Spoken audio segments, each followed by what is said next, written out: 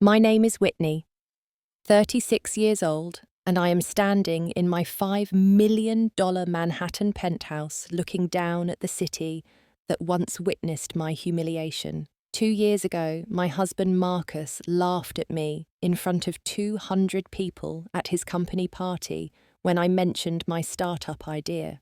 He called me delusional, said I knew nothing about business or technology. Today, I own a $50 million company, this penthouse, and the luxury life Marcus always dreamed of. I do not feel hatred, just satisfaction that justice has been served. Before I share how the tables turned so dramatically, I would love to know where you are watching from today. Please hit that like button and subscribe to hear the sweetest revenge story you will ever witness, where success truly became the best response to mockery. 3 years ago, anyone looking at my life would have thought I had it all. Marcus Thompson and I had been married for 8 years, living in a beautiful 2-bedroom apartment on the Upper East Side of Manhattan. He was a vice president at Goldman Sachs, pulling in $500,000 a year, while I had given up my position as marketing director at a Fortune 500 company to support his career advancement. It seemed like the perfect arrangement at the time.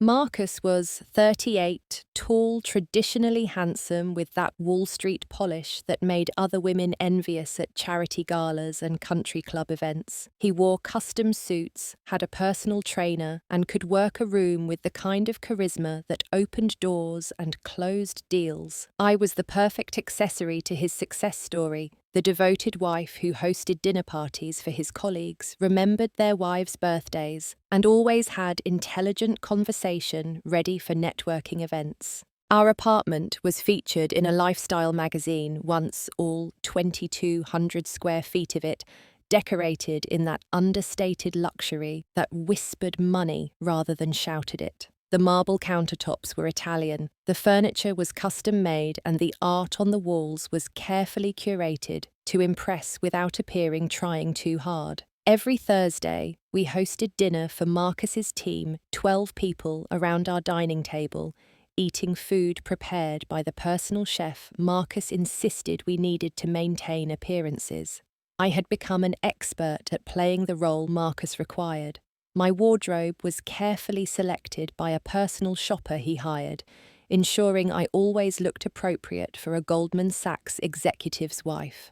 My hair was coloured and styled every 3 weeks at a salon on Madison Avenue. My nails were always perfectly manicured, my body kept thin through Pilates and careful eating. I was 33 when I quit my job, and Marcus assured me it was the right decision for both of us.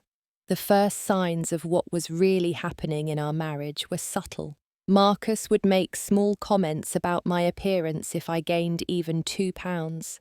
He would joke at dinner parties about how I used to think I was a businesswoman before I realised my real talent was supporting him. He started managing all our finances, giving me an allowance of $2,000 a month for personal expenses, explaining that he was better with money and it would be easier this way. I remember the exact moment something shifted inside me. We were at his colleague Brandon's house for a barbecue, and Brandon's wife Emma mentioned she was taking online courses in data science. Marcus laughed and said loudly enough for everyone to hear that some women needed hobbies to feel important, but he was grateful I understood my role without needing distractions.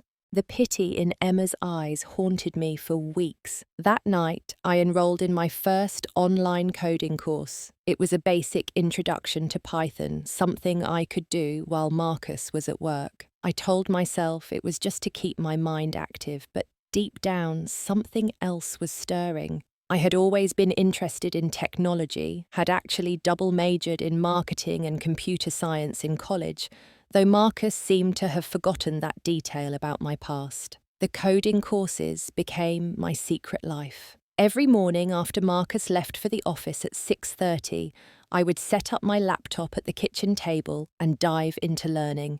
Python led to JavaScript, which led to understanding databases and APIs. Within 6 months, I was building simple applications, my mind racing with possibilities, I had not felt in years. The intellectual stimulation was intoxicating after years of planning dinner menus and making small talk. I started developing an idea for a financial app specifically designed for women who wanted to take control of their money. It came from my own frustration with how Marcus controlled our finances, how he made me feel stupid about money when I had actually managed my own investment portfolio successfully before we married. The app would educate, empower, and provide tools for financial independence, something I was beginning to realize I desperately needed myself. The irony was not lost on me that I was building this app on a laptop I had to hide in the back of my closet whenever Marcus came home. I created a completely separate email account, used incognito browsers for all my research, and even bought a cheap phone with cash to use for two-factor authentication. I felt like a spy in my own home, but the thrill of creating something meaningful kept me going. Marcus, meanwhile, was climbing higher at Goldman Sachs. He was being considered for managing director, a position that would put him in the true elite of Wall Street. His ego expanded with each meeting, each bonus, each mention in the financial press. He started staying out later, coming home smelling of whiskey and cigars from client entertainment. Sometimes lipstick that was not mine would be on his collar, but I had learned not to ask questions. I threw myself deeper into my secret project. The app concept evolved from simple budgeting to a comprehensive platform that would include investment education, automated saving strategies, and most importantly, a community feature where women could support each other in their financial journeys. I named it WealthWise Women, and even designing the logo felt like an act of rebellion. By our 8th anniversary, I had a full prototype running on my laptop. The interface was clean, intuitive, designed with the understanding that many users might be starting from zero knowledge about finance. I had taught myself everything from user experience design to back-end development. The hours between Marcus leaving and returning had become the most productive and fulfilling of my entire life. I started reaching out to potential users under a pseudonym, conducting market research through anonymous surveys and online forums. The response was overwhelming. Hundreds of women shared stories similar to mine, controlled financially by partners, parents, or simply by their own lack of knowledge. They were desperate for exactly what I was building, and their enthusiasm fueled my determination to make this real. But I knew I needed funding to truly launch WealthWise Women, and that meant eventually coming out of the shadows. I began researching venture capitalists, particularly female investors, who might understand the problem I was solving.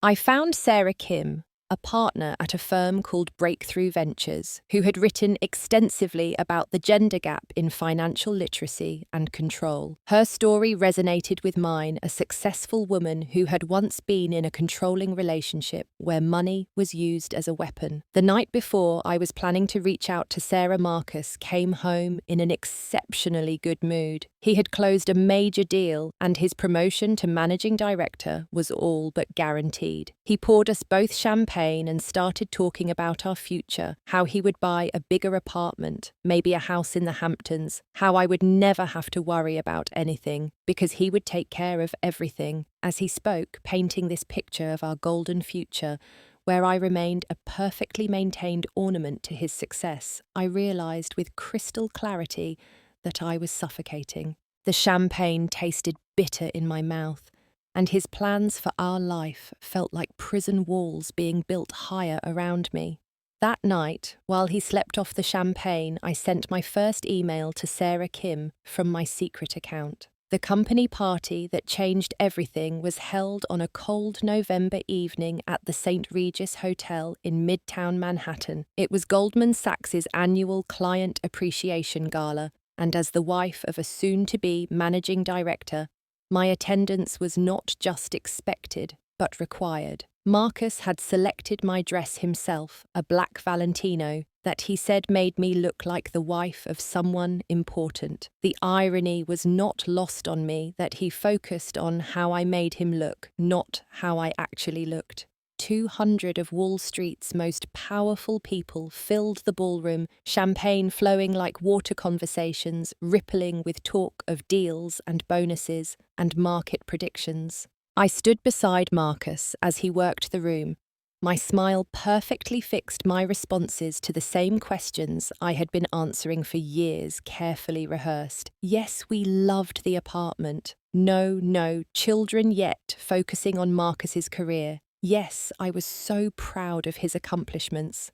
Marcus had been drinking since the cocktail hour began at 6, and by 8:30, his voice had taken on that boastful edge that emerged when he mixed alcohol with an audience. He was holding court near the bar, with a group of his colleagues and their wives, regaling them with a story about a particularly complex deal he had structured. His hand was on my lower back, not affectionately, but possessively, keeping me in place like a prop in his performance. Richard Sterling, Marcus's boss, and the head of the entire investment banking division joined our circle with his wife, Patricia. Richard was the kind of man who had the power to make or destroy careers with a single word, and everyone's attention immediately shifted to him. He was asking the wives what they did, showing what Marcus called his progressive management style by pretending to care about the partners of his employees. When he got to me, I made a fatal error. I had been corresponding with Sarah Kim for 2 weeks,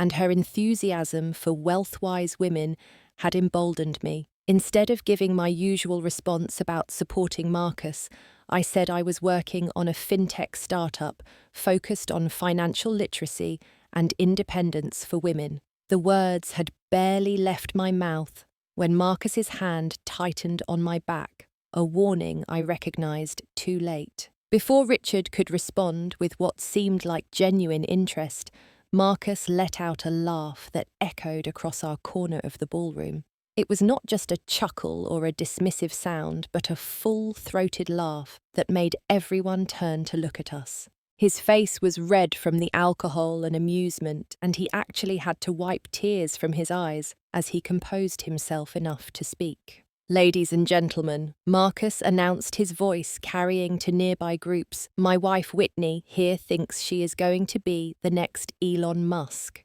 She has been playing around on her laptop and somehow convinced herself she knows something about technology and business. This from a woman who could not even figure out our cable remote last week." The laughter that followed felt like physical blows. Some people laughed genuinely, others uncomfortably, but they all laughed. Marcus was not done, though. He was on a roll, performing for his audience, using my humiliation as entertainment for his colleagues. "You should see her trying to explain her little idea," he continued, affecting a high-pitched voice, supposedly imitating me. "It is an app for women about money, as if women need a special app to understand something as simple as saving and spending. What is next, an app to teach them how to read?" Patricia Sterling was not laughing. She was looking at me with an expression I could not quite read, something between sympathy and assessment. Richard was also studying me carefully, his eyes sharp despite his neutral expression, but I could not focus on them. All I could hear was the laughter, all I could feel was the heat burning in my face. Marcus went on, revealing things I had told him in confidence, twisting them into jokes. He told them about the $5,000 I had invested in a friend's restaurant 3 years ago that had failed, making it sound like I had thrown away money on a whim, rather than making a calculated risk that simply had not worked out. He mentioned how I once tried to suggest a marketing strategy for his division, making it sound like a child trying to teach a professor about quantum physics. The worst part was when he said, "This is why I manage our money. If I let Whitney have access to our accounts, she would probably invest everything in some feminist cryptocurrency or whatever trending nonsense she read about online. Some people just are not built for business, and there is nothing wrong with that. I love my wife, but I also know her limitations." I stood there for 7 minutes. I know because I was watching the clock on the wall behind Marcus's head, using it as a focal point to keep from crying or screaming or walking out. 7 minutes of my husband, the man who had promised to love and cherish me, turning me into a punchline for his career advancement. 7 minutes of people I had cooked for, smiled at, supported through their own challenges, laughing at my expense. Finally, I excused myself to the ladies' room. My voice was steady when I said it, my smile still fixed, giving no indication that anything was wrong. Marcus did not even notice me leave, too busy basking in the attention his performance had earned him. In the bathroom, I locked myself in a stall and finally let the tears fall. But they were not just tears of humiliation. They were tears of rage, of determination, of a decision crystallizing in my mind. I fixed my makeup and returned to the party, resuming my place beside Marcus, as if nothing had happened. He was in a different group now, but the damage was done. For the rest of the evening, people looked at me with pity or amusement. Some of the wives tried to be kind, telling me they thought it was nice I had hobbies, their condescension worse than outright mockery. As we were leaving, Richard Sterling approached us at the coat check. He shook Marcus's hand, congratulating him on the promotion that would be announced Monday. Then he turned to me and said something that Marcus did not catch, but I heard clearly. "Good luck with your venture, Whitney. Some of the best companies come from solving personal problems." His wife, Patricia, pressed a business card into my hand as she kissed my cheek goodbye. In the car ride home, Marcus was euphoric. He had not noticed Richard's comment or the business card, too drunk on actual alcohol, and the high of his confirmed promotion. He talked about how well the evening had gone, how everyone had loved his stories, how this promotion would change everything for us. He even mentioned thinking about buying a yacht, joining the yacht club, where the real power brokers networked. I sat in silence, Patricia Sterling's business card hidden in my clutch. It was not her card, actually, but Sarah Kim's with a handwritten note on the back that said simply, "Call me tomorrow." Patricia Sterling, wife of one of the most powerful men on Wall Street, was an investor in breakthrough ventures. The universe had just handed me an opportunity, and Marcus's cruelty had given me the motivation to take it. That night, Marcus passed out immediately, snoring loudly in our California king bed. I sat in the living room with my laptop, looking at the WealthWise Women prototype I had built. It was good, but it could be great. With the right funding, the right team, the right strategy, it could be revolutionary. Marcus's laughter echoed in my mind, but instead of breaking me, it was forging me into something harder, stronger, more determined. I opened a new document and started writing a business plan that would destroy every assumption Marcus had made about me. Every joke he had told would become motivation. Every laugh from the crowd would fuel my drive. He thought I knew nothing about business or technology. I would build something that would make his precious Goldman Sachs deals look like children's games. The clock showed 3 in the morning when I finally closed my laptop. In 5 hours, Marcus would wake up, put on his expensive suit, and go to work, believing his wife was exactly who he had portrayed her to be. He would never suspect that in that bathroom stall at the St. Regis, Whitney Thompson had died, and someone far more dangerous had been born in her place. The next 3 months were the most intense of my life, though Marcus never noticed anything different. I had perfected the art of being invisible in plain sight, maintaining my role as the perfect Goldman Sachs wife while building an empire in secret.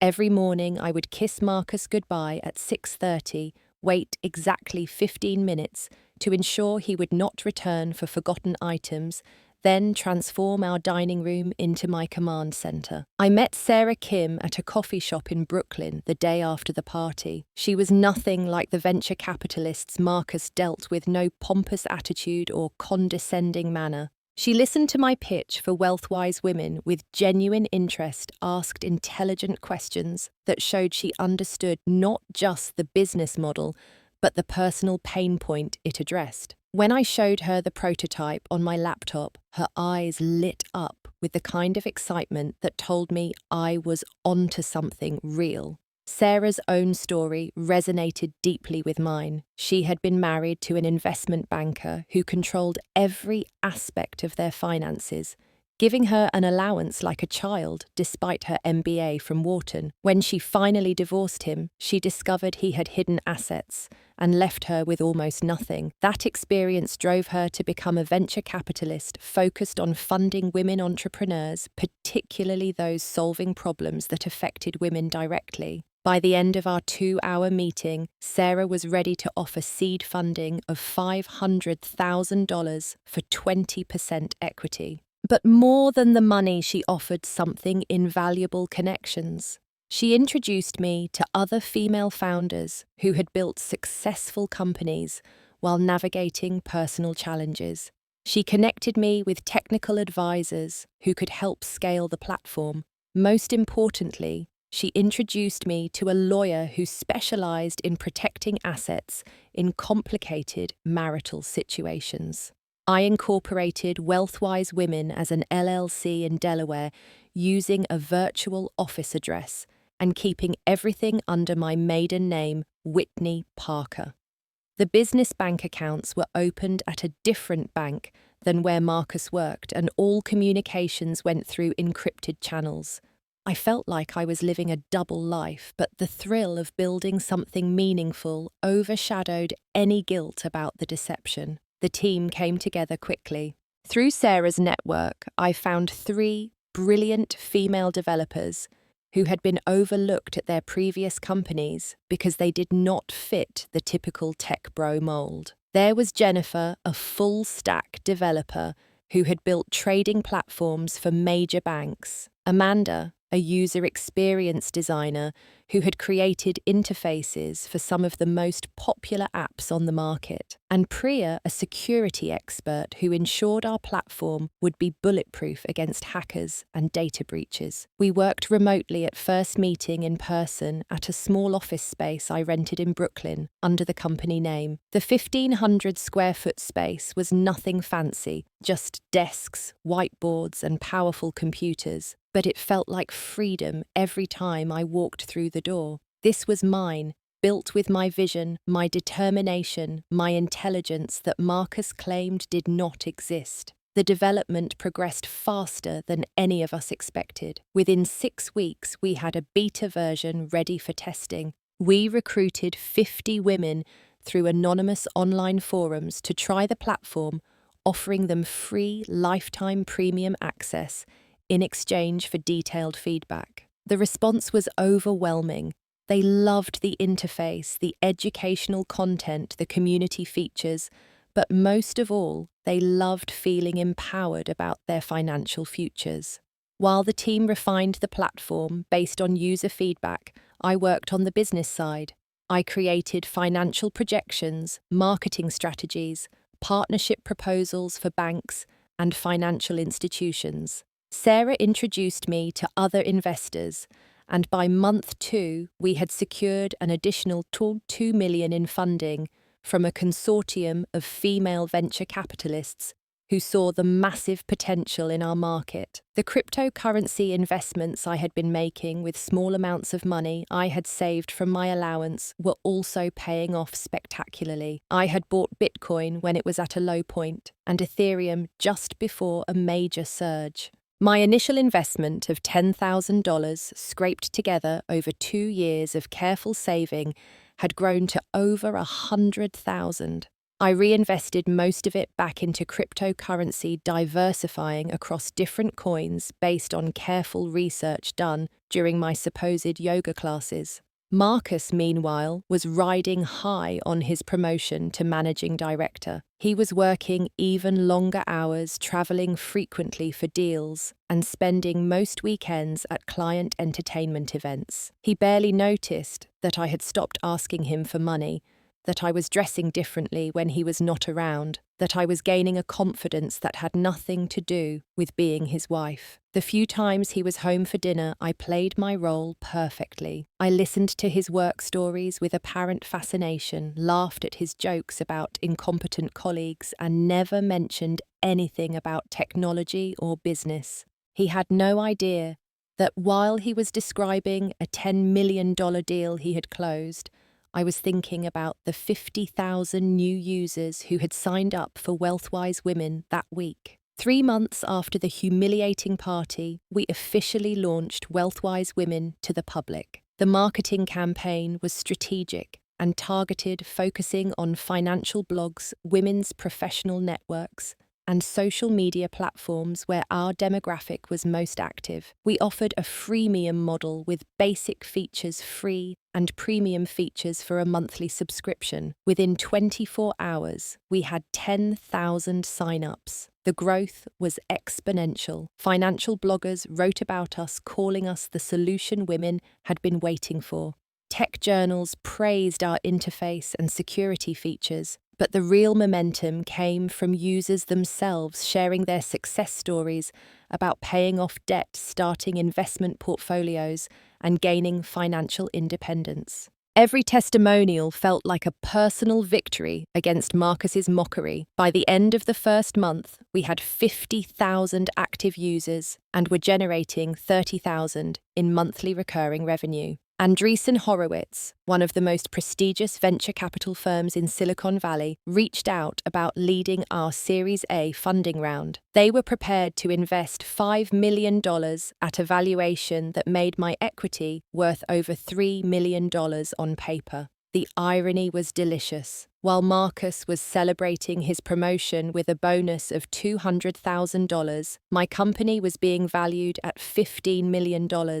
While he was managing other people's wealth, I was creating it from scratch. While he believed I knew nothing about business, I was being featured in TechCrunch as one of the founders to watch in fintech. I maintained the secret with an almost obsessive discipline. I had a complete separate wardrobe at the office that I would change into and out of. I used a virtual assistant to handle any calls that might come while I was with Marcus. I even created elaborate cover stories for where I was during the day, volunteering at a literacy centre, taking art classes, meeting with other Goldman Sachs wives for charity planning. The closest call came when one of Marcus's colleagues mentioned seeing an article about WealthWise Women and asked if I had heard about it, given my supposed interest in fintech. I laughed it off, saying I had given up on that silly idea, after Marcus made me realize how complex the industry really was. Marcus beamed with pride at my supposed recognition of his superior knowledge while I mentally added another zero to my motivation to succeed. 6 months after launch, we crossed 1 million users. Our monthly revenue hit $500,000. Forbes wanted to do a feature on me as part of their Women in Tech series. The Financial Times called WealthWise Women the most innovative fintech platform for gender financial equality. Goldman Sachs itself was considering partnering with us for their Women's Initiative program, though that deal was being handled by a division Marcus had no involvement with. But the universe has a sense of humor about timing. Just as I was reviewing the press release that would announce our Series B funding of $20 million at a $100 million valuation, Marcus came home early from work with champagne and reservations at Le Bernardin. He had just closed the biggest deal of his career and wanted to celebrate with his devoted wife, who made his success possible by managing the home front so perfectly. As I sat across from him at one of the most expensive restaurants in New York, listening to him describe his triumph while dismissing the female analyst who had actually done most of the work, I realized something. I did not hate Marcus. Hatred would mean he still had power over me. Instead, I felt something far more devastating for someone with his ego. I felt pity. He was so confident in his superiority, so certain of my inferiority, that he could not see the revolution happening right under his nose. In 48 hours, the press release would go out. My face would be on every major business publication. The wife he had laughed at in front of 200 people would be revealed as a CEO worth more than most of the people in that room. The reckoning was coming, and Marcus was about to learn that the most dangerous person in the room is often the one everyone underestimates. The revelation dinner happened exactly 1 year after Marcus had humiliated me at the Goldman Sachs party. He had planned it himself, a celebration of his first anniversary as managing director at Le Coucou, one of the most exclusive French restaurants in Manhattan. He had invited Richard Sterling and his wife Patricia partly to network and partly to show off his success. I knew about the dinner for weeks and had planned accordingly. That morning, the Wall Street Journal published a front-page article in their technology section about WealthWise Women crossing 1 million users and securing 20 million in Series B funding. My photo was prominently featured, though I had styled myself differently enough that casual observers might not immediately recognize me. The article detailed how our platform was revolutionizing financial literacy for women and had partnerships pending with 3 major banks. Marcus never read the technology section. He considered it beneath him, focused as he was on traditional finance and deal-making. He left for work that morning without any idea that his wife was trending on financial Twitter and being discussed on CNBC. I spent the day at our Brooklyn office conducting interviews with TechCrunch and Forbes, finalizing our partnership with Chase Bank, and reviewing resumes for the 20 new positions we were hiring for. At 6:30, I transformed back into Marcus's wife. I put on the Oscar de la Renta dress he had selected, the diamond earrings he had bought me for our anniversary, the Louboutin heels that hurt my feet, but made my legs look perfect according to his standards. I looked in the mirror at Whitney Thompson, the devoted wife, knowing it would be the last time I would ever have to wear this costume. The restaurant was magnificent, all soft lighting and elegant fixtures, the kind of place where Wall Street power brokers made deals over $1,000 bottles of wine. Richard and Patricia Sterling were already at the table when we arrived. Richard looking distinguished in his perfectly tailored suit, Patricia elegant in understated Chanel. Marcus immediately launched into his latest triumph, a complex merger he was orchestrating that would net the firm millions in fees. The conversation followed the predictable pattern of these dinners. The men discussed deals, markets, and bonuses, while the wives were expected to provide admiring commentary and discuss safer topics like charity galas and vacation homes. Patricia played along, but I noticed her watching me with the same assessing look she had given me at the party a year ago. We were halfway through the appetizers when Richard's phone buzzed. He apologized and glanced at it, then did a double take. He looked at his phone more carefully, then looked at me, then back at his phone. His expression was priceless, a combination of shock, recognition, and what appeared to be delight. "Whitney," he said, slowly, interrupting Marcus mid-sentence about derivative structures. "You would not happen to be Whitney Parker, would you? The CEO of WealthWise Women?" The table went silent. Marcus laughed that same dismissive laugh from a year ago, though smaller this time. "Richard, you must be joking. Whitney does not even work. She certainly is not a CEO of anything." Richard turned his phone toward Marcus, showing him the Wall Street Journal article with my photo prominently displayed. The headline read, "Female Founder Builds $100 million Fintech Platform for Women's Financial Independence." Marcus's face went through a series of expressions like a computer experiencing a critical error. I took a sip of wine, letting the moment stretch out before responding. "Actually, Richard, yes. I founded WealthWise Women 18 months ago. We just closed our Series B funding round with a valuation of $100 million. I own 65% of the company, which makes my equity worth approximately $65 million on paper." Marcus's mouth was opening and closing like a fish out of water. He grabbed Richard's phone, reading the article with increasing desperation, looking for some sign it was a joke or mistake. Patricia, meanwhile, was smiling broadly, raising her glass to me in a silent toast. But how Marcus sputtered, his voice cracking. "You do not know anything about technology or business. You said you were volunteering taking art classes. You lied to me." I looked at him calmly, remembering every insult, every dismissive comment, every moment of humiliation he had put me through. "I lied to you. You told me I was too stupid to understand business. You laughed at me in front of your entire company. You said I would waste any money I had access to on feminist nonsense. I simply proved you wrong. Richard was reading more of the article on his phone, his expression increasingly impressed. It says here you have partnerships with Chase Bank of America and Wells Fargo, that your platform has helped women invest over $200 million, that you are being called the most innovative founder in fintech this year. Marcus's face was turning red, the vein in his temple that appeared when he was angry beginning to throb. This is my money too. We are married. I am entitled to half of everything. You built this during our marriage with marital assets. Actually, I said, pulling out my phone to show him a document. Remember the post-nuptial agreement you made me sign 3 years ago? The one that said all individual business ventures remained separate property. You insisted on it to protect your Goldman Sachs bonuses and investments from me. That same agreement protects WealthWise Women from you. The colour drained from Marcus's face as he remembered. He had been so proud of that agreement, telling his colleagues how he had protected his assets from his financially illiterate wife. The irony was beautiful, poetic even. His own arrogance and misogyny had been his downfall.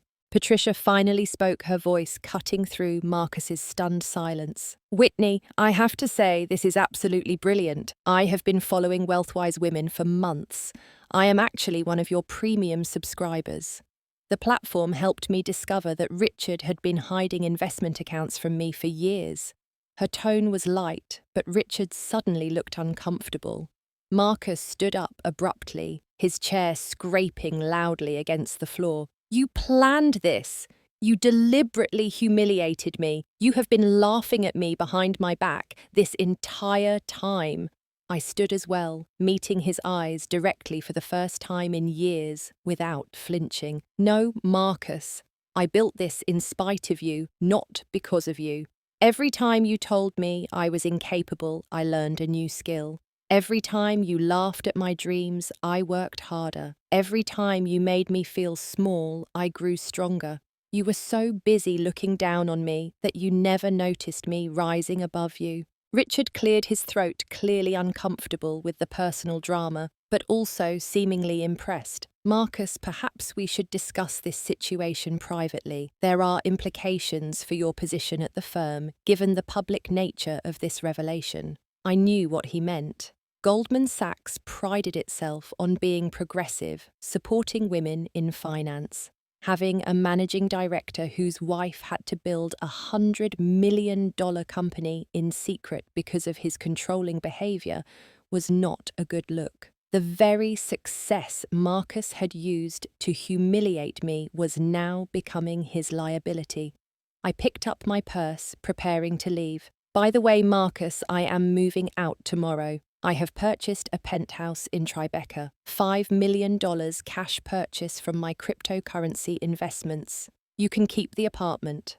Consider it a parting gift. You cannot just leave, Marcus, said his voice rising enough that other diners were starting to stare. We have been married for 8 years. You owe me more than this. You owe me an explanation, an apology, something. I turned back to him one last time, remembering the woman who had stood beside him at that party a year ago, dying inside while he used her dreams as entertainment. I owe you nothing, Marcus. We are done. My lawyer will send the divorce papers tomorrow. As I walked out of the restaurant, I heard Patricia say to Marcus, You really are an idiot. Are not you? You had a genius wife and you treated her like a servant. You deserve everything that is coming to you. Outside, the New York night air felt electric with possibility.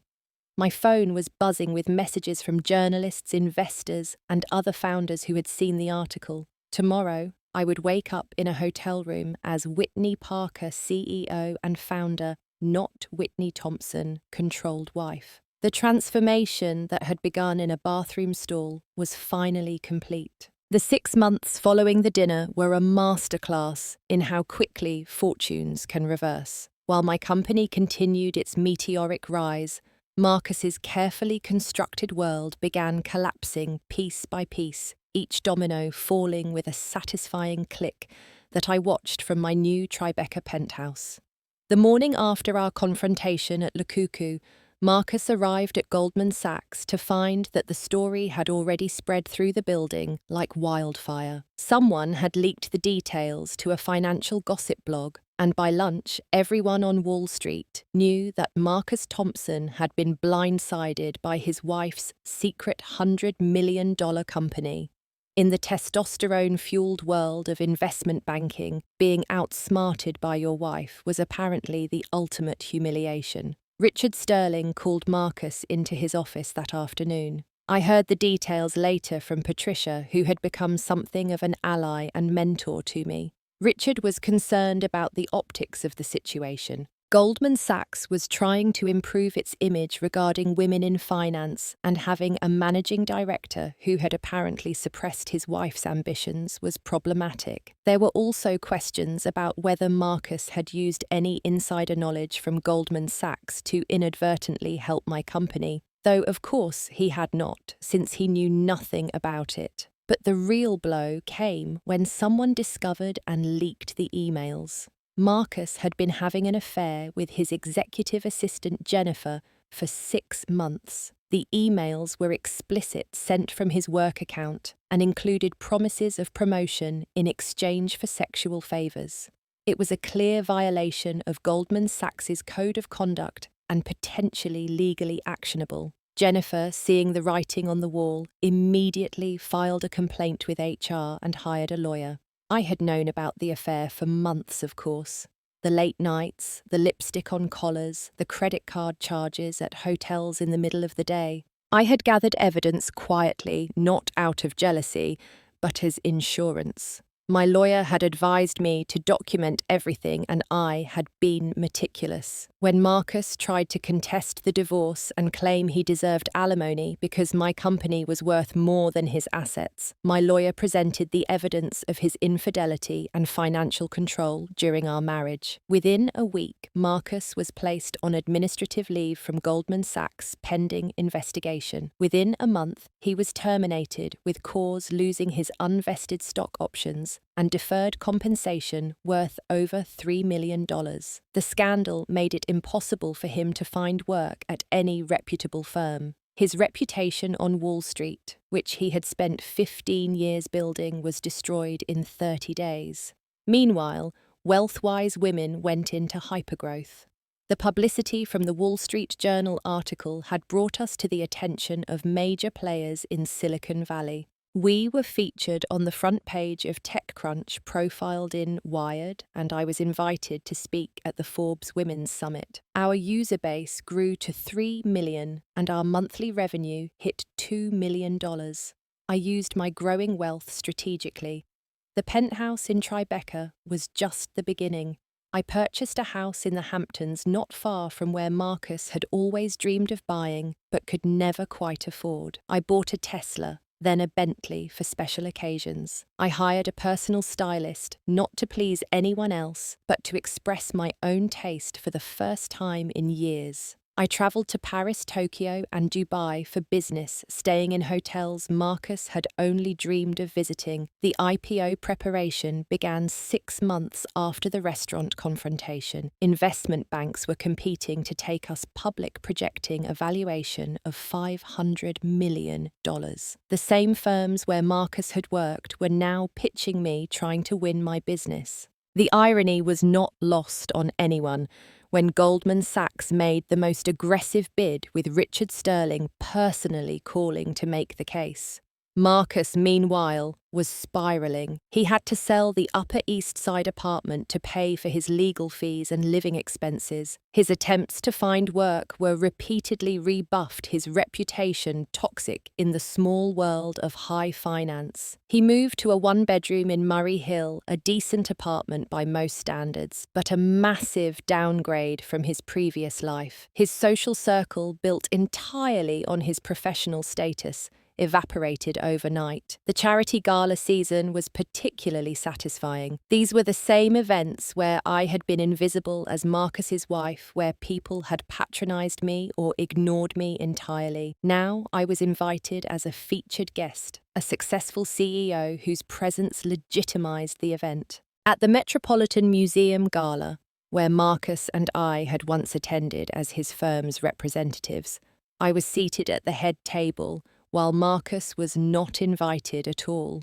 It was at one of these galas that Marcus approached me for the first time since the divorce was finalized. He looked older, defeated, wearing a suit that was still expensive but no longer perfectly tailored. He had been drinking, I could tell from his slightly unsteady gait and the flush in his cheeks. Security started to approach, but I waved them off. "Whitney," he said, his voice lacking all its former arrogance, "I need to talk to you. I know you hate me, but I am desperate. No one will hire me. I am running out of money. I am about to lose my apartment. Please, you won.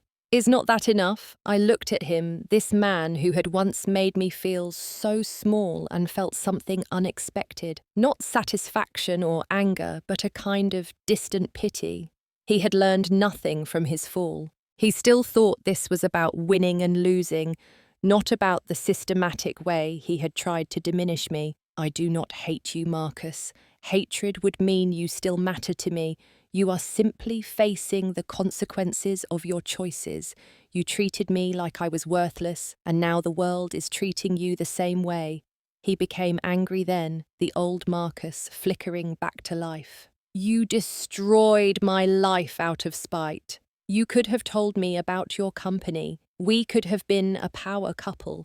Instead, you chose revenge." I shook my head. "I chose freedom, Marcus. I chose to become who I was meant to be instead of who you demanded I should be. Your destruction was entirely self-inflicted. The affair, the emails, the hubris that made you think you were untouchable. I just stopped protecting you from yourself." As he walked away, shoulders slumped in defeat, I felt the last chains of our marriage finally break. I was completely free, not just legally, but emotionally. The woman he had laughed at in front of 200 people was gone, replaced by someone he would never have the power to diminish again. 3 weeks later, I received an unexpected email from Marcus. He was applying for a position at WealthWise Women. The irony was so perfect, I actually laughed out loud at my desk.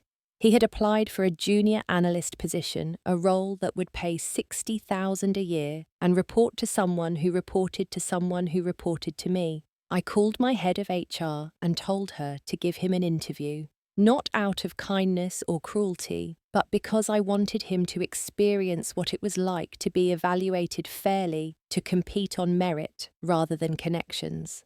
He would go through the same rigorous process as everyone else, and if he was hired, it would be because he earned it, not because of who he knew or who he had been. The interview feedback was telling.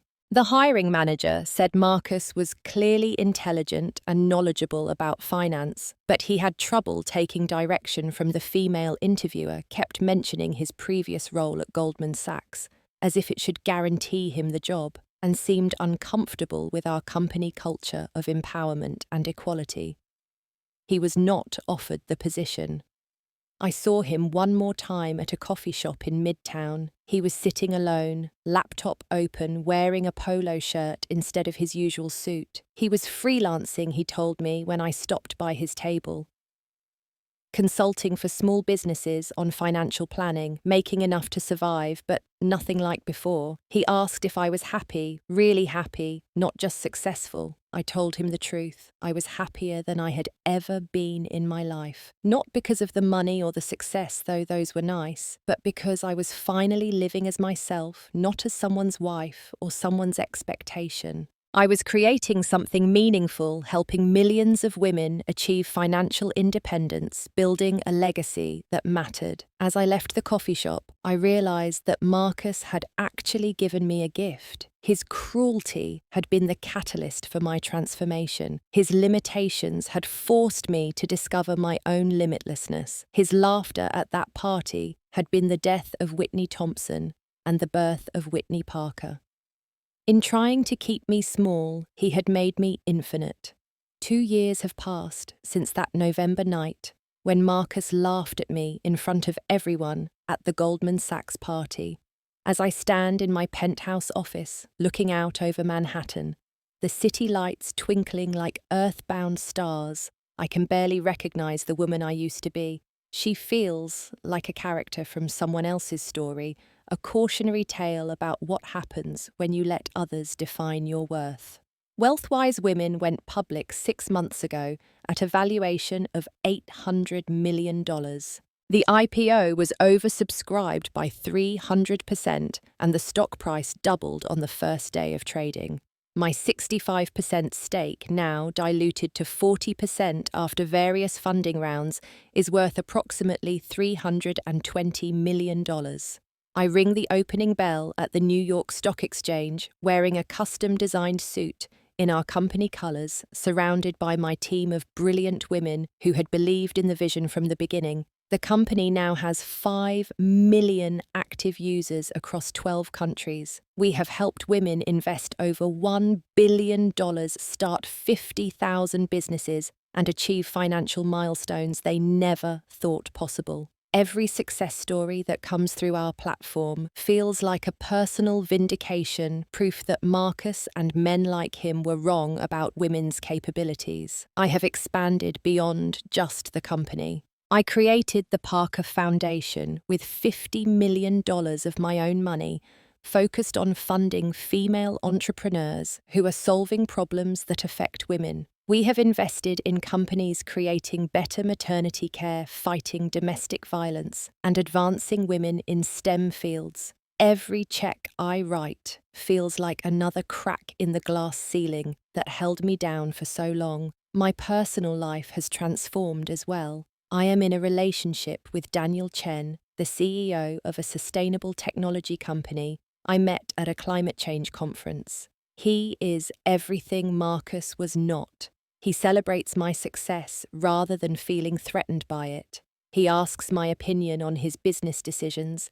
He introduces me as Whitney Parker, CEO and founder, with pride in his voice. We are partners in the truest sense of the word, neither of us needing to be smaller for the other to feel big. The Penthouse has been featured in Architectural Digest, though what they did not mention was that I had bought the apartment directly above Marcus's old dream building, the one he used to point out and say one day we would live there. Now I own the better unit, and he cannot even afford to visit the neighbourhood. Marcus still lives in New York, though we move in completely different circles now. I heard through mutual acquaintances that he finally found steady work at a small financial consulting firm in Queens, making about $80,000 a year.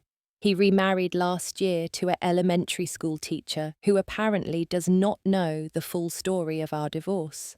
I hope he treats her better than he treated me, though I suspect old patterns die hard. Occasionally, I receive messages from him, not direct contact, which would violate the restraining order I had to get after he sent a series of increasingly angry emails following the IPO, but indirect communications through former mutual friends. He wants to reconcile, to apologize properly, to explain his behavior. I never respond. Some bridges are meant to stay burned their ashes, serving as reminders of what we survived. The Goldman Sachs party still happens every November. Patricia Sterling invited me as her personal guest last year, a full circle moment that felt like the universe's way of showing its sense of humour. I wore a stunning custom gown by a female designer from our entrepreneur program, jewellery I had bought myself with my first million in profits, and confidence that no amount of money could have purchased. The same ballroom, the same champagne, many of the same people, but everything was different. Now I was the one people wanted to meet, to impress, to learn from. Young women approached me for advice.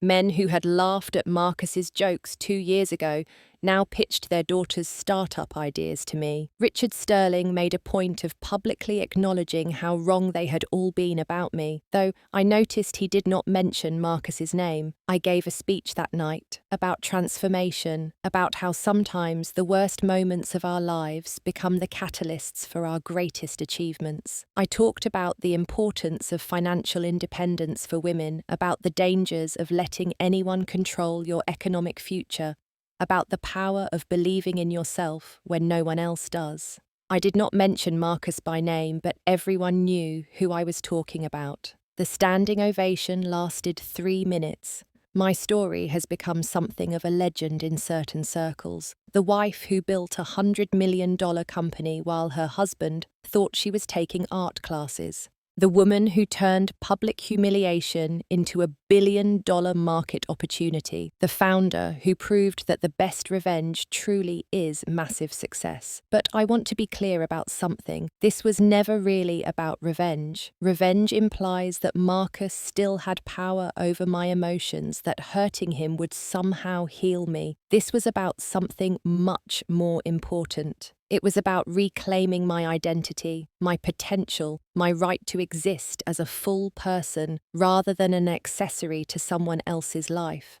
The truth is, I am grateful to Marcus in a strange way. Without his cruelty, I might have stayed in that golden cage forever, convincing myself that comfort was the same as happiness. Without his laughter that night, I might never have found the rage necessary to break free. Without his limitations on my life, I might never have discovered my own limitlessness.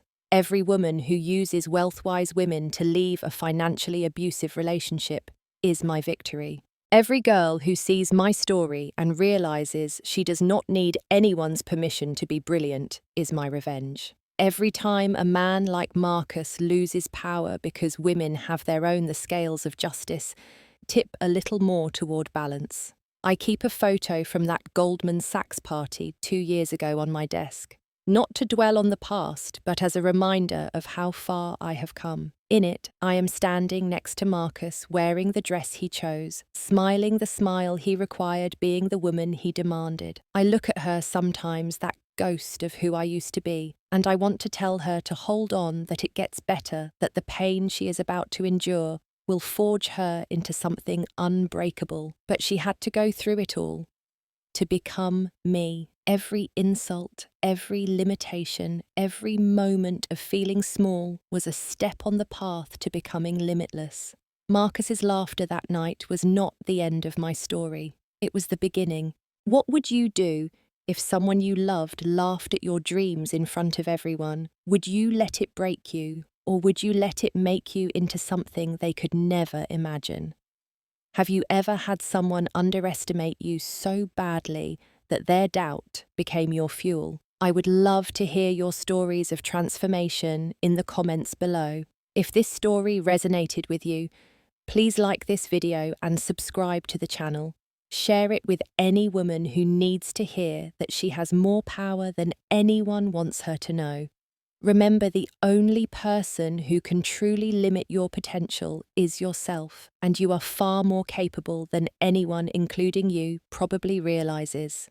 Thank you for listening to my story. May you never let anyone's laughter stop you from building your dreams. May you find the strength to transform humiliation into determination. And may you always remember that success is not about proving others wrong, it is about proving yourself right. The view from the penthouse is beautiful, but the view from rock bottom, looking up and deciding to climb, that is where you discover who you really are. And who I really am is not Marcus Thompson's failed wife. I am Whitney Parker, CEO, founder, and living proof that sometimes the best thing that can happen is someone showing you exactly who they think you are, not